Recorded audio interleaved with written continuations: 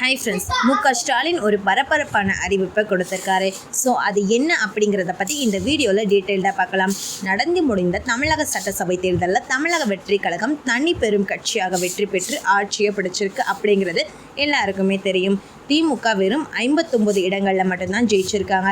இப்போ சட்டசபையில் எதிர்கட்சி வரிசையில் திமுக இருக்காங்க. இப்படிப்பட்ட சூழலில் தேர்தல் தோல்வி குறித்த ஆலோசனை கூட்டம், அதாவது திமுக மாவட்ட செயலாளர்கள் கூட்டம் சென்னை அண்ணா அறிவாலயத்தில் நடந்திருக்கு.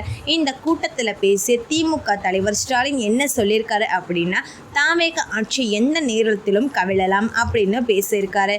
ஒரு தேர்தலில் தோத்தாலும் அடுத்த தேர்தலில் வென்று காட்டியிருப்போம். ஸோ நம்பிக்கையோட தொடர்ந்து வேலை பாருங்க. ஸோ இந்த தேர்தலை நினச்சி யாரும் வருத்தப்பட வேண்டாம். நாம் பல வெற்றிகளுக்கு சொந்தக்காரங்க. ஸோ வெற்றியை நோக்கி பயணிப்போம். இந்த ஆட்சி எப்போ வேணாலும் கவிழலாம். ஸோ ரெடியாக இருங்க. அதாவது 2029 நாடாளுமன்ற தேர்தல் வர்றப்போ கூடவே சட்டமன்ற தேர்தல் வர்றதுக்கும் வாய்ப்புகள் நிறையவே இருக்குது. ஸோ பயங்கரமாக திட்டமிடுவோம், தீவிரமாக உழைப்போம் அப்படின்ட்டு ஸ்டாலின் பேசியிருக்காரு. தமிழக வெற்றி கழகம் ஆட்சி அமைக்க திமுக கூட்டணி கட்சிகள் ஆதரவு கொடுத்திருக்காங்க அப்படின்னு உதயநிதி ஸ்டாலின் உட்பட திமுக இருக்க பெரும் புள்ளிகள் தொடர்ந்து பேசிக்கிட்டு இருக்காங்க. இப்போ ஸ்டாலினோட பேச்சும் அப்படிதான் இருக்கு.